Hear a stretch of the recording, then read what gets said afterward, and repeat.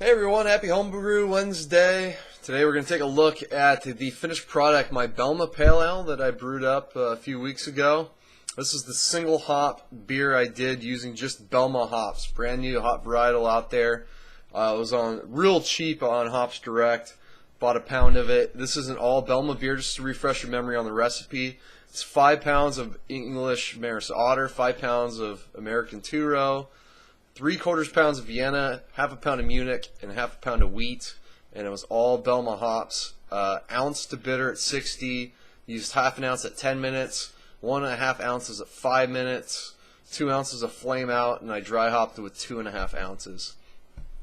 So OG was 1059. I went a little over my efficiency was 77%. I had it set for 70. Final gravity was 1011, so finished nice and dry. It's about 6.4%. Anyway, I did a very poor job of filtering this one. I dry hopped in primary, and I didn't do a very good job, but it's a holding up to the light, just a nice golden color. Super bright white head on this one, leaves nice lacing. Real nice creamy head on there with the wheat and the hops. But most importantly, what's the aroma and the flavor, just to help you guys out whether you want to use this hop. I mean, I'm not really getting any malt, and that was kind of the point. I wanted a really light malt basis. You know, I didn't put in any honey malt or crystal malt, which I like to generally use honey malt in some of my hoppier beers. This one just straight kind of bready character, wheat to help with mouthfeel. I get like an orangey tangerine sort of citrus note. There's definitely a melon character, and I'm trying to pinpoint what kind of melon, like a cantaloupe or a honeydew, maybe like a honeydew kind of character to it. A little bit of a floral note. It's a very fruity hop on the nose. Like overall, if you just smell it, you're like, oh yeah, that's fruity. It does have some citrus character, but I think the overall general category I'd put this hop would be on the fruity side. It reminds me of the HBC 342, that experimental hop, aka the melon. I don't know, what are people calling that? The melon hop, watermelon. A lot of people had described it as having watermelon character. It's a hop that Russian Rivers played around with, and they use this, I believe, or they use that hop in Happy Hops. Or that might be Mosaic. I might be mixing this up, but there is a little bit of a sort of resiny character, slight bit. So looking at the Hops Direct website, I want to pull that up just to go through their tasting notes from Dr. Shellhammer, who did a test on this with a pale ale as well. He described it as very clean hop. Well, bittering wise, yeah, I guess it's pretty clean. With very orange, slight grapefruit. Tropical, but not mango guava, more like pineapple. I can kind of see pineapple a little bit, yeah. I mean, there is this quasi-tropical thing going on, but it's not overly prominent. He also mentioned strawberry and melon.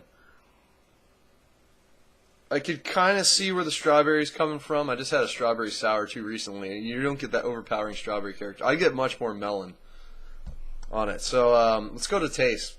Cheers.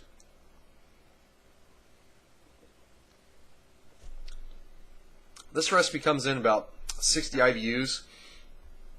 I would say the bittering quality is pretty clean. I think that's maybe where the clean character comes from. It's not like super pungent or resiny or piney or grapefruity. It is pretty clean with the bitterness. The flavor follows the nose pretty well. It's definitely got a melon character. There's a little bit of a sweet melon, but I almost get like a melon rind.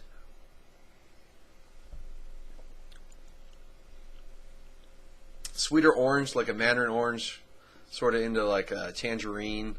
That kind of, yeah, and you just get that kind of generic fruity, that generic sort of tropical fruity kind of character. It's not as pineapple as, say, when I did the Hokie Homebrew single hop challenge. Like Galena was very, very pineapple forward from that particular batch of Galena. Maybe a little bit of that character. maybe like a sort of floral note, and there's just a touch of like an earthy sort of character to it. So it's a very cool hop. It's 11.3 alpha acid, so you can dual purpose it, because I think if you want straight clean bitterness, this will kind of get you there. Not as clean as, say, like Magnum or Warrior. Those are your big higher alpha acid than this, cleaner hops. So it's hard to say what residual Belma character is left through the bittering process. But I like the flavors in here. I think this can pair up with a lot of the other newer hops out there, especially if you want to add more of a tropical character to this sort of orangey melony character. That would work. If you want to intensify the orange, obviously you can add some Citra or Amarillo into the mix. That'll get you more of that character. I could see this playing well with like Motueka, New Zealand hops, that kind of stuff would work real well with this. It depends on kind of what you're going for. If you do want, like, say, use Australian Galaxy to get that more like guava passion fruit character, I think that would mix well with this. And I would love to see this mixed with the HBC 342 hop too. Just if you wanted like a super melony forward beer, this would work well for that. It's a pretty unique hop, and to compare it to anything, HBC 342. That's, to me, the closest comparison. That doesn't compare well to other hops. This hop is, in my opinion, not a substitute for really anything out there. It's very unique. I recommend trying it out. If you, I mean, it's so cheap. Just next order to Hops Direct, just get a pound of it for $5.25. It's worth it. It's a cool hop. Glad I got it. Glad I'm going to use more of it and see what other combinations I can maybe come up with. But yeah, recommended. So it's going to wrap it up for this Homebrew Wednesday. Hope everyone had a good holiday. Till next time, cheers.